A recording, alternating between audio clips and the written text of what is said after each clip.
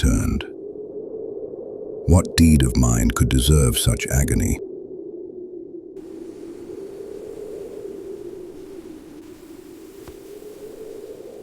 Prometheus, Zeus has summoned you. Zeus, king of the gods. Long before he built his throne upon Olympus, I had seen him in my visions as the ruler of the world.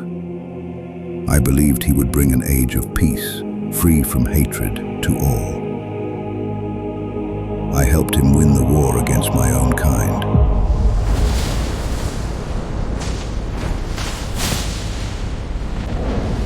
Told myself that a painful victory could still give birth to a better world.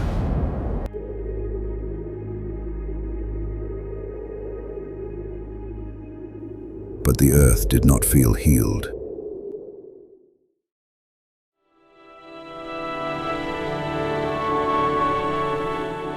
Prometheus, my loyal servant.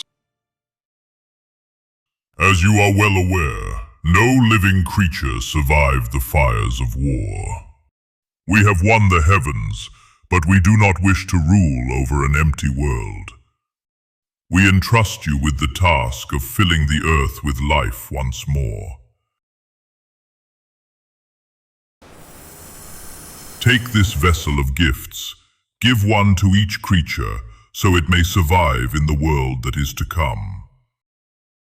Bring your brother Prometheus with you. Your wisdom will guide the work, and his haste may help it finish before eternity passes.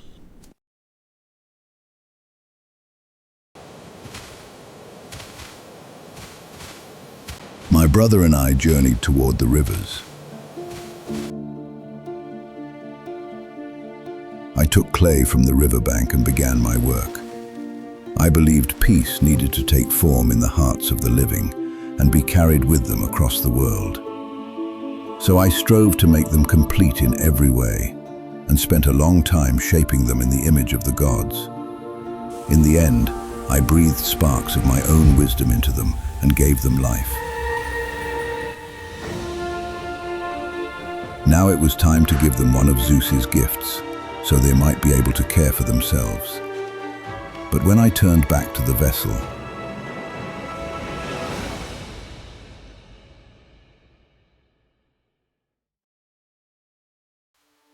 my brother Prometheus had swiftly created many creatures and had given a gift to each one.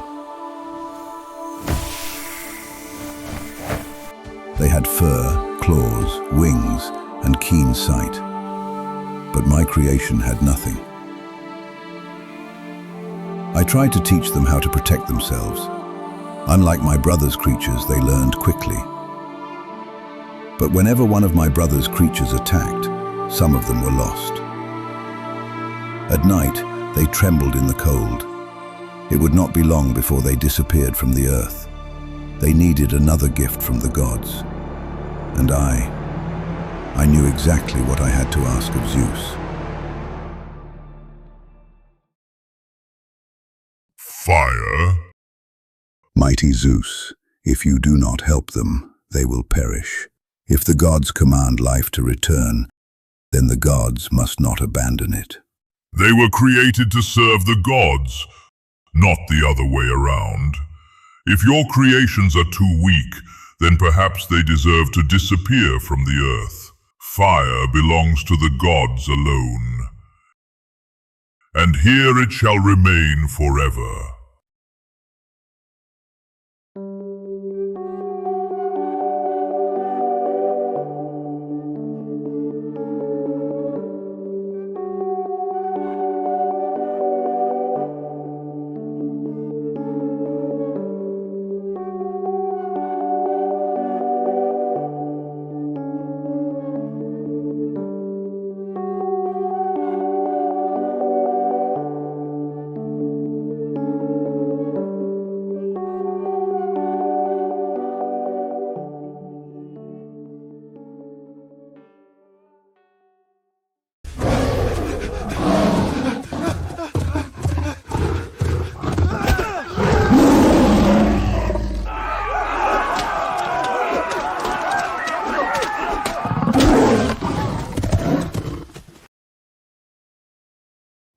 Never before had I seen a creature willingly sacrifice itself for another.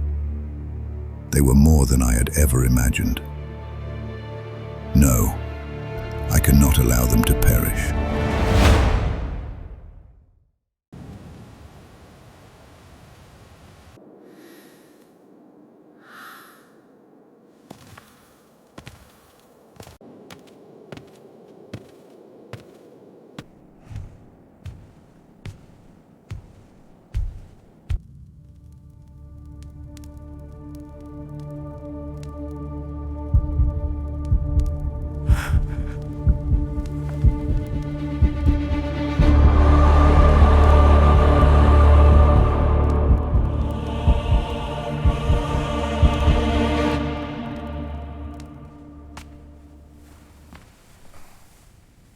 So this would be the price.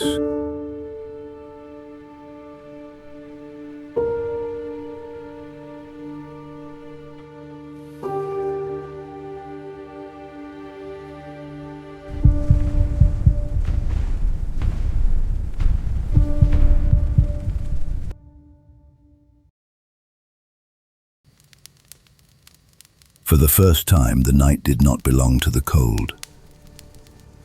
Soon the smoke began to rise toward the heavens, and Olympus saw what I had done.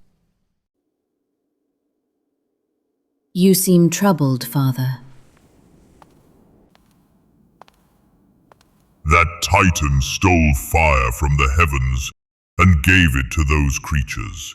His actions cannot go unpunished.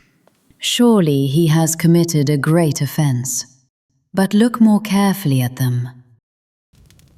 When mortals lifted their eyes from the earth and watched the smoke of their fires rise into the sky, their thoughts rose with it toward the heavens. They built temples to honor the gods. Wishing to share what they had with us, they burned the finest portions of their meat upon their altars. All the gods were pleased when the savory scent of roasted offerings rose to Olympus. We welcomed the fragrance of their sacrifices, and their worship strengthened the glory of the gods. Perhaps you are right, my daughter.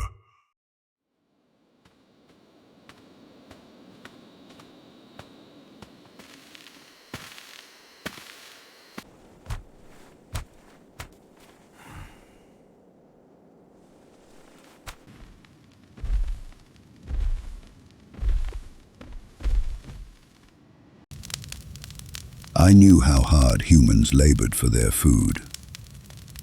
They needed to see that the gods were neither as pure nor as caring as they seemed, and that even against the gods, they had to learn to protect themselves. So I showed them another way to divide the offering. I separated an ox's meat into 2 heaps. In one heap were the finest cuts, hidden beneath bones and sinews. In the other were scraps and entrails, concealed beneath a layer of gleaming white fat. Then I invited Zeus down to decide, once and for all, what the gods would receive as their offering.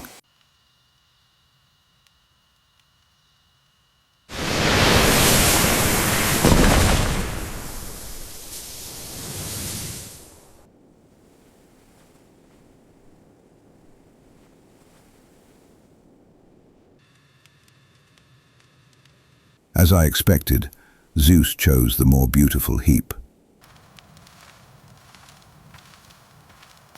But when it was burned, he discovered that he had been deceived.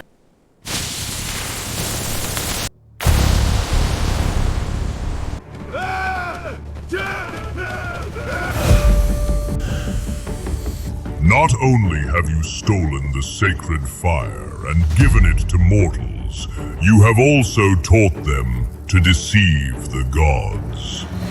For this, you shall be chained to the summit of the Caucasus Mountains for all eternity.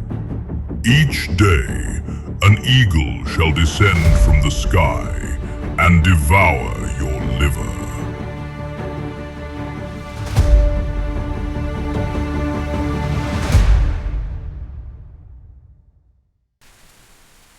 Each night my immortal liver is restored, and each day the eagle returns to feast upon it once more. Yet even as I endure this endless torment, my thoughts drift to them, and I smile. I know they possess everything they need to survive, and they can bring my vision of peace into the world. Even such a punishment cannot break him.